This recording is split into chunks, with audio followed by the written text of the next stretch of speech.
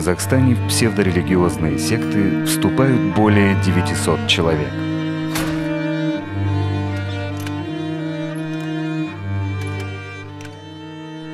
Каждый день в Казахстане минимум один человек заявляет, что пострадал от деятельности псевдорелигиозных организаций.